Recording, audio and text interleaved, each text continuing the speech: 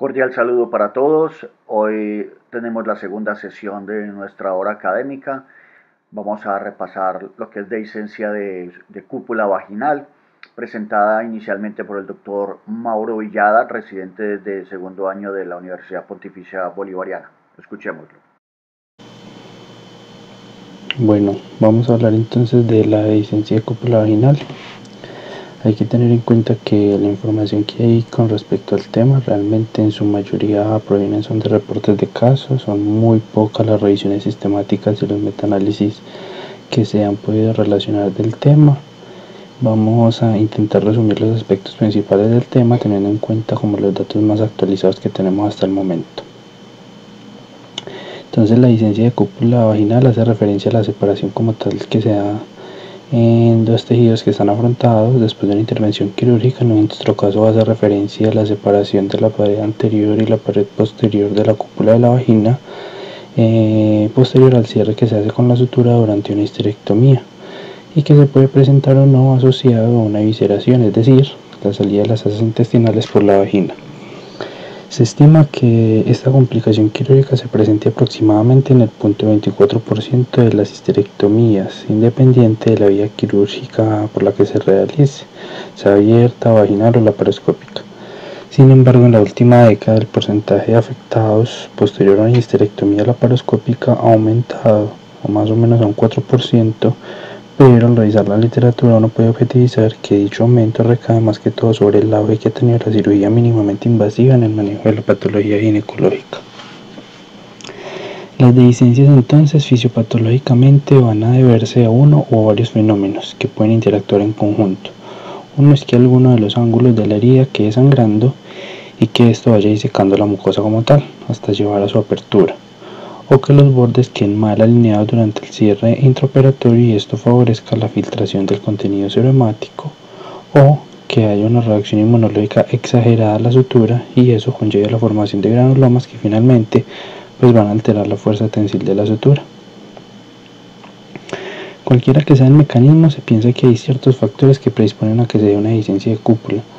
Los factores asociados a la cicatrización hablan de condiciones que alteren el proceso normal de curación de una herida, como es el caso de una paciente con diabetes o una paciente con uso crónico de esteroides, que esto limita la funcionalidad de los neutrófilos durante la cascada inicial de la inflamación. En otros casos, situaciones como el vómito o el estreñimiento llevan a un aumento en la presión intraabdominal que finalmente resulta en una separación de la sutura porque se supera la tensión de la misma. Y en otros casos sostiene que como tal la técnica quirúrgica o el material que se utilice pudiese llegar a ser un factor determinante. Lo que sí es claro es que en la mayoría de los casos el factor asociado va a ser el inicio temprano de la actividad sexual, y esto toma importancia en las pacientes que se someten a una intervención laparoscópica debido a que las pacientes piensan que la recuperación de la mucosa es muchísimo más rápida por ser una cirugía con mínima invasividad. Esta gráfica la traje con el propósito de que recordemos cómo se da la cicatrización normal de una mucosa y en general de las heridas. Miren ustedes que en general el proceso implica tres fases: una fase inflamatoria que surge en la primera hora de intervención quirúrgica, donde hay una respuesta vascular del tejido, o sea, una agregación plaquetaria, aparecen los primeros marcadores inflamatorios que finalmente inducen la respuesta inicial a la injuria. Posteriormente vamos a tener una fase proliferativa donde hay una respuesta de granulación que intenta acercar el tejido, y es acá donde toma relevancia la presencia de las suturas porque ellas retardan o aceleran el proceso. Y finalmente hay una fase de remodelación donde ya hay una alta actividad de los fibroblastos que finalmente llevan a la integridad y a la funcionalidad del tejido. Este proceso como tal puede llevar hasta 4 a 6 meses, pero en general y más aún en las mucosas la fase 3 se logra hacia la sexta semana post herida, lo que hace que la recomendación general sea no reiniciar la actividad sexual hasta al menos pasadas 8 semanas postoperatorias para que el tejido alcance al menos el 50% de la tercera fase, y esto puede hacer que resista la fricción propia del acto sexual.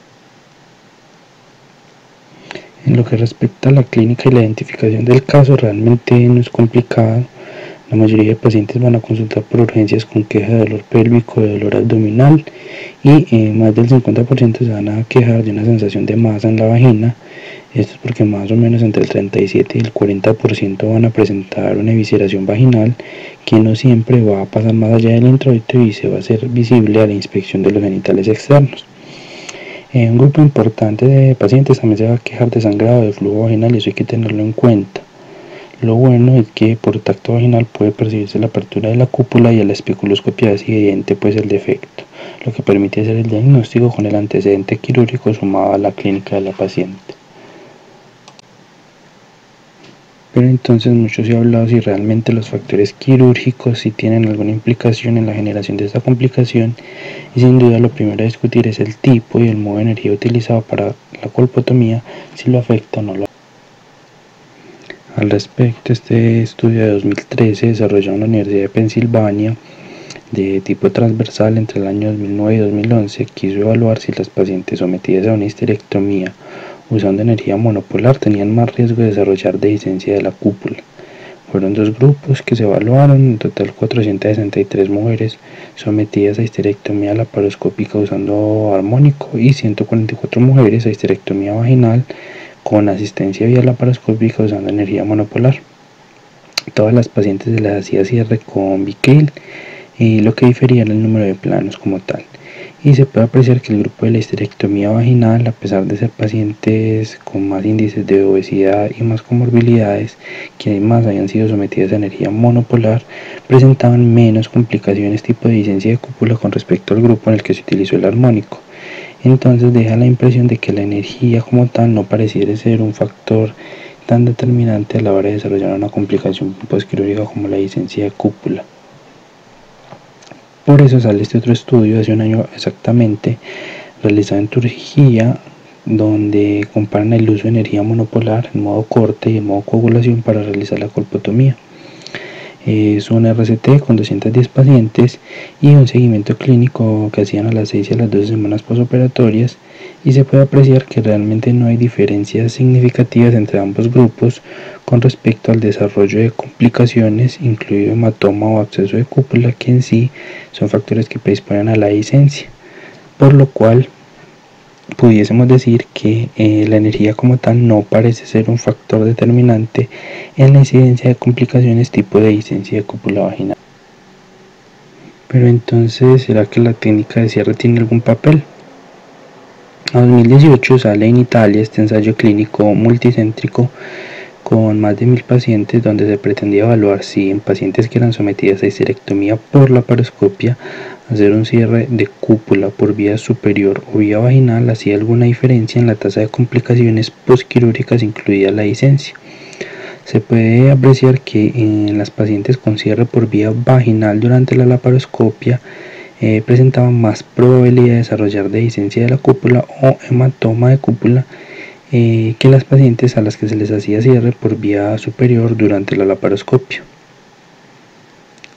Y además se discute que el cierre por vía vaginal tiene impacto también en el futuro sexual de las pacientes, tal como se puede ver en este estudio de 2019 de tipo transversal, donde se valoraba la longitud vaginal previa a la histerectomía por laparoscopia y se volvía a valorar 6 meses posterior a la cirugía, en pacientes que eran sometidas a cierre de cúpula o por vía superior o por vía vaginal. Podemos ver que en el grupo del cierre vaginal hay un más acortamiento en la longitud de la vagina, y que por cada centímetro que se disminuye la longitud se aumentan casi 7 veces el riesgo de disfunción sexual, que ellos lo referían como dispareunia, y que ese riesgo era mayor cuando la longitud de la vagina era inferior a los 7.5 centímetros. Por ende, entonces podríamos decir que la histerectomía por vía laparoscópica hecha por personal que es adecuadamente entrenado no parece aumentar el riesgo de dehiscencia de cúpula vaginal. Pero será entonces que el tipo y la técnica de suturas. Y al respecto, este estudio holandés realizado entre 2004 y 2011 evaluó si en pacientes sometidas a histerectomía laparoscópica había alguna implicación el hacer el cierre de cúpula con sutura continua o con puntos simples. Todas las pacientes eran sometidas al mismo protocolo quirúrgico y a todas se les hacía colpotomía con energía bipolar y cierre de cúpula con Vicryl. En realidad no se aprecian diferencias estadísticamente significativas en el manejo de cómo realizar el cierre, Queda entonces la pregunta si hay relación con respecto a cómo se realiza la sutura y al número de planos. Este metaanálisis de 2019, que alberga solo 5 ensayos clínicos para un total de 223 pacientes, revela que hacer el cierre de la cúpula vaginal de manera vertical tiene menos impacto en la longitud de la vagina y por ende en el riesgo de disfunción sexual a futuro. Sin embargo, si apreciamos detalladamente el forest plot, vemos que la carga del resultado está dada por la histerectomía vaginal, lo que nos indicaría que realmente como se haga el cierre de la cúpula por vía laparoscópica no tiene alguna repercusión. En cuanto al número de planos, múltiples estudios han intentado ver la asociación de uno o de dos planos al cierre de la cúpula con respecto a la aparición de dehiscencia. Sin embargo, no se evidencia alguna relación directa, pero lo que sí se ve es que en las heridas sometidas a cierre en dos planos hay una menor reacción de granulación y por tanto menor riesgo de formación de granulomas, los cuales sí se relacionan directamente con la aparición de dehiscencia de cúpula vaginal. Para los dos tipos de sutura entonces han surgido grandes interrogantes gracias a la aparición de las suturas barbadas, que son un tipo de sutura como una especie de puntos de anclaje que por tanto traccionan más el tejido y no requerirían la realización de nudos por parte del cirujano. Múltiples revisiones y metaanálisis han demostrado que en general las suturas barbadas reducen el tiempo quirúrgico y obviamente hacen más rápido el cierre de las heridas, sin tener un impacto sobre la tasa de pérdida de sangre durante el procedimiento. Y específicamente para la intervención ginecológica, las suturas barbadas sí han demostrado reducir el tiempo operatorio. Pero ¿qué pasa si comparamos sutura barbada con sutura convencional que usamos normalmente en la histerectomía, es decir, el Vicryl usual? Este estudio de la clínica Prado, publicado el año pasado, comparó mediante un RCT la tasa de complicaciones postoperatorias en dos grupos de pacientes según el tipo de sutura que era utilizado. Todas las pacientes fueron sometidas al mismo protocolo quirúrgico. Obviamente se excluyeron las pacientes con comorbilidades que influían en el proceso de cicatrización y se les hacía una valoración a los 15 y a los 24 días después de la intervención. Finalmente, no se aprecian diferencias que sean estadísticamente significativas entre las complicaciones de uno u otro grupo, incluida la presencia de la dehiscencia de cúpula vaginal con respecto al tipo de sutura que se utilice. Pero entonces, ¿qué pasa si decido usar sutura barbada? Cierro en uno o cierro en dos planos, ¿qué hago? Este estudio retrospectivo con 285 pacientes compara si hay diferencias en las complicaciones entre dos grupos que son sometidos a histerectomía laparoscópica con igual protocolo quirúrgico y con sutura barbada, solo que con diferente número de planos. Y podemos ver que tampoco hay diferencias con respecto a cerrar en uno o en dos planos la cúpula vaginal cuando se utiliza sutura barbada. De todo lo anterior, podemos decir entonces que en caso de cierre por vía vaginal se sugiere hacer una técnica vertical y por la vía laparoscópica no hay diferencias, y si se sugiere realizar un cierre en dos planos para minimizar el riesgo de granulomas que lleven a dehiscencia de cúpula vaginal posteriormente, y que realmente no hay diferencia entre usar sutura barbada o Vicryl como lo hacemos nosotros, más allá del precio que acarrea el uso de una sutura barbada. Pero entonces también se ha discutido si el uso de la terapia hormonal mejora el proceso de cicatrización, amparados en la premisa de que los estrógenos favorecen como tal el proceso de angiogénesis en las heridas. Este estudio mexicano fue publicado en febrero del año pasado, valoraba la utilidad del estrógeno equino conjugado comparado con placebo, usado desde 3 semanas antes de la intervención quirúrgica en pacientes que eran sometidas a un mismo protocolo quirúrgico de histerectomía. Las valoraban a los 7 y a los 30 días posoperatorios y finalmente se encontraron 6 episodios de dehiscencia de cúpula en el grupo de los estrógenos y 11 en el grupo del placebo, sin que se hallasen diferencias estadísticamente significativas, por lo cual podemos decir que como tal la terapia hormonal hasta el momento no ha demostrado reducir el riesgo de dehiscencia de cúpula vaginal. Otra cosa importante que hay que tener en cuenta es que casi la mitad de estas pacientes van a presentar una evisceración vaginal, es decir, van a tener salida de asas intestinales por la vagina, y esto hace que se considere realmente una urgencia quirúrgica porque la asa expuesta inicialmente por la presión del tejido circundante se va a exponer a una necrosis que paulatinamente la lleva a una perforación y finalmente termina en una sepsis que complica aún más el cuadro. Se ha hablado que la evisceración afecta aproximadamente al 1.2% de las pacientes que se son sometidas a una histerectomía, pero el riesgo es casi 9 veces mayor en las pacientes que son sometidas a una técnica laparoscópica. Esto básicamente se da porque se tiene la concepción de que la recuperación es más rápida por la técnica laparoscópica y las pacientes no se dan un cuidado postoperatorio óptimo. Además también se piensa que es algo dependiente de la atención que logra el cirujano durante la realización de la sutura para hacer el cierre de la cúpula como tal.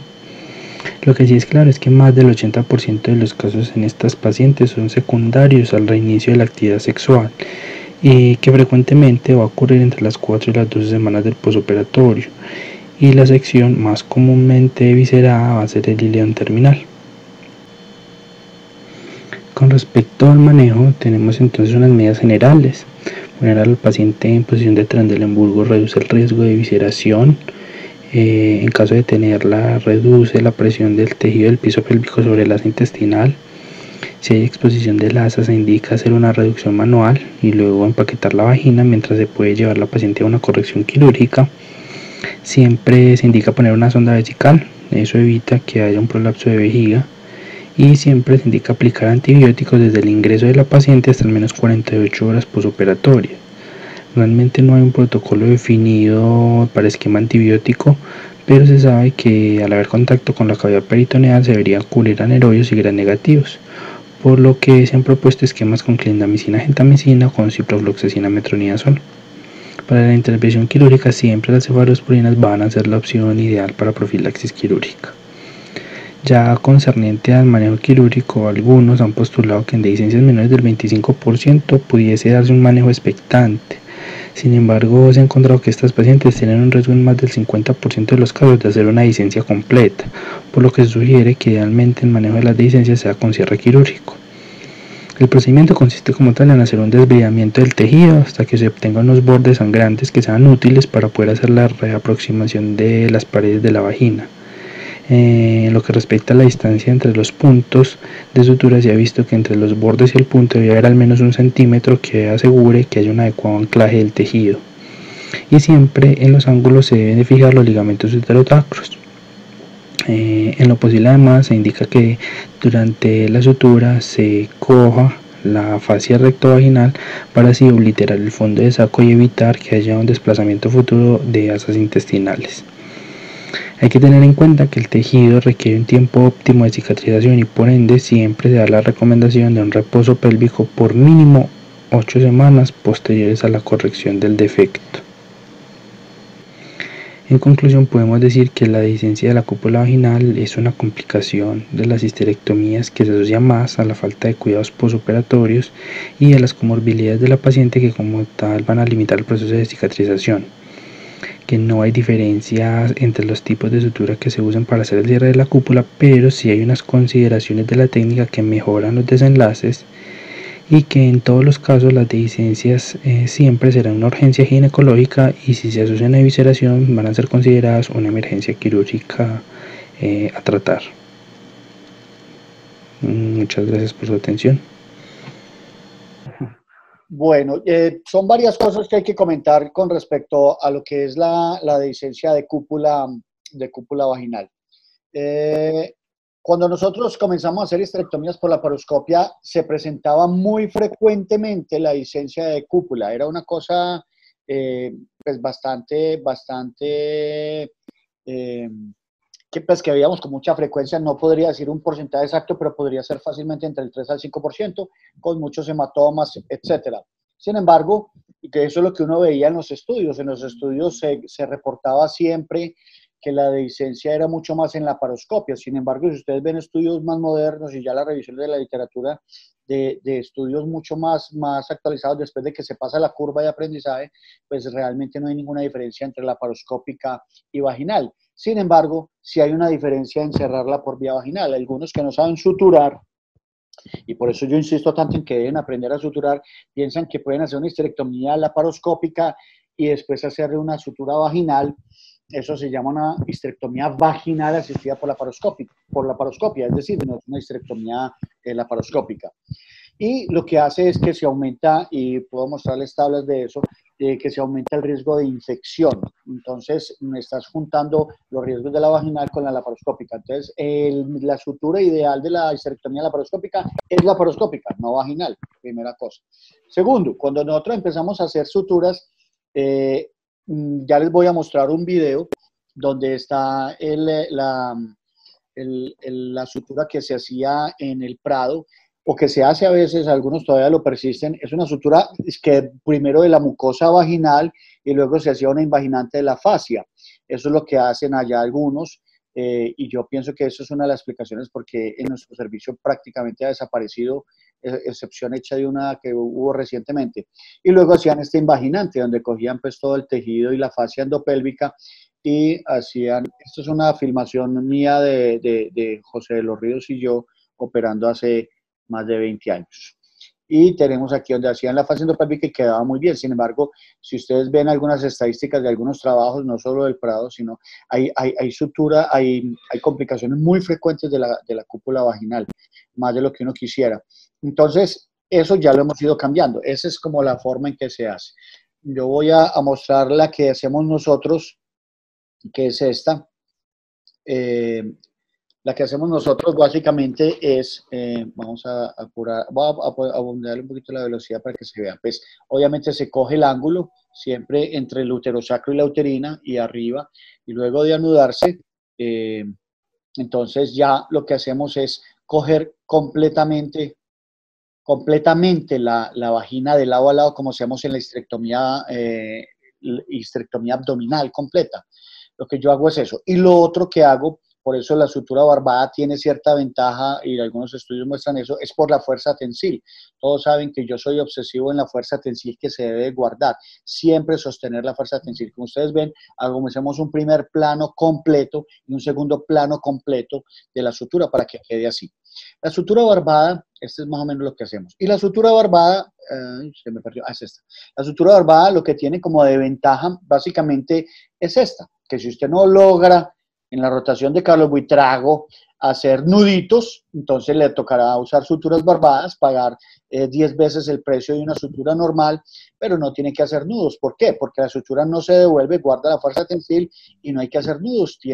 Hay varias suturas, hay dos, una que tiene de bidireccional el hilo y otra que tiene una ojal donde se coge con la sutura barbada y usted ya puede seguir suturando normal. Y al ir traccionando uno solo, no se devuelve por la barbita de que tiene la sutura, y eso permite entonces que se conserve la fuerza tensil. Realmente la única ventaja. Pero si eso no, como hacemos nosotros, que es que el ayudante hace un sostenimiento continuo de la fuerza tensil y estar muy pendiente de eso, pues realmente los resultados son exactamente los mismos.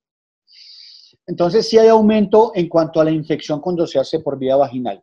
Los riesgos más importantes, entonces, sabemos que son las relaciones sexuales, la defecación y pues la defecación a hacer fuerza, y las pacientes que hacen esfuerzo, pero un 70% van a ser espontáneos, o sea que no hay que echarle toda la culpa a la paciente, sino, como lo dijo Mauricio, a ciertas cosas intrínsecas de la paciente. Por eso hay que ser muy cuidadosos, sobre todo en esas pacientes. Mauro, perdón. A esas pacientes que son posmenopáusicas, que tienen una vagina supremamente delgada. Yo les diría que, como recomendación, como Carlos Buitrago, adicional a la evidencia, que ustedes saben que yo trato de ir muy apegado a la evidencia y hacer algunas cositas adicionales, es una colpotomía, ojalá con corte. Yo la hago con coagulación, aunque ya vieron que no hay mucha diferencia, pero lo que sí es que no deje muy chamuscado, avancen. Recuerden, cuando yo les enseño la técnica de corte y coagulación, es que debe correr un poco más rápido el asa con que están cortando para que no quede pues muy negro. Segundo, ustedes ven que yo solo hago coagulación hoy en día cuando es un chorro. Si no es un chorro, déjelo sangrar un poquito. Eso es sangre mala retenida, mentira, no, es un chiste. Pero si es una sangre que queda mucho más vascularizado el tejido y queda mucho mejor la reparación. Lo que hacíamos antiguamente era chamuscar, que la idea que nos enseñaban a nosotros los profesores viejos era, la hemostasia se hace con el bipolar, pero el afrontamiento es con la sutura, o sea, la sutura solo hacía afrontamiento, no, hoy hacemos todo con la sutura y nos va mucho mejor. Obviamente cierre laparoscópico, siempre en 2 planos, esta sutura pues sí es muy relativo, pero básicamente nosotros seguiremos usando el krill y tenemos muy bueno. Ahora, yo uso hace muchos años, y eso lo aprendí desde chiquito, a usar antibióticos. Nosotros siempre usamos cefalexina, metronidazol, y eso siempre se lo he dicho a los residentes, lo uso empíricamente, pero me ha dado muy buenos resultados en las cirugías vaginales y en la cirugía laparoscópica, porque ustedes saben que detrás de toda cirugía, detrás de toda dehiscencia, hay una celulitis o una infección de la cúpula vaginal. Entonces, por eso ustedes ven que dentro del manejo también siempre se acompaña de utilización de antibióticos. Entonces yo hago todo, yo hago muchas cosas. Ustedes van a encontrar algunos artículos que hablan sobre la utilización de metronidazol previo a la cirugía. Lo estamos haciendo. Yo hago doble lavado en cirugía antes de la histerectomía. Hago antibiótico profiláctico común y corriente. Hago el doble lavado, hago lavado al final con mil de salino y al final les mando antibiótico. Y así, con eso prácticamente ha desaparecido la dehiscencia de cúpula. Y como digo, todas estas medidas son las medidas preventivas pues, que hacemos en nosotros. Ya mostramos los videos, ya mostré las técnicas nuestras, la técnica del PRA y la sutura barbada. Y entonces, ¿cuánto? Ya lo dijo Mauro, entonces ya sabemos, algunos quieren recomendar usar o permitir las relaciones sexuales antes de las 8 semanas. A mí realmente me parece un abuso. Deben ser de 8 y si es menopáusica, 12 semanas para que no vayan a tener esa dificultad. Pudiera ser algo que no se ha estudiado y es el uso posterior en las menopáusicas, el uso posterior de estrógenos, pudiera servir a algunas pacientes, pero en general, ojo con las posmenopáusicas que tienen una vagina pues supremamente delgada. Ahora, muchos de estos dehiscencias vienen de hematomas y abscesos, entonces recordemos que no todos los hematomas ni todos los abscesos son quirúrgicos. A uno le da tristeza cuando le llega un absceso pequeño o llega por urgencias y finalmente lo que hacen los muchachos es básicamente llevarla de una vez a cirugía. Yo he tenido laparotomías por sangrado vaginal y entran y no encuentran nada. Entonces, muchas cosas se pueden manejar por vía vaginal o muchas cosas se pueden manejar de forma expectante. Les recuerdo que los abscesos por encima de 5 centímetros de longitud en diámetro, pues, sintomáticos son los que hay que operar. De resto, pudieron hacer un manejo conservador. No hay que estar llevando a cirugía a todo el mundo, ¿correcto? Eso es muy importante a la hora de manejar la complicación del compañero o la de uno propio. Bueno, muchas gracias por la atención. Los esperamos mañana en el mismo canal. Gracias.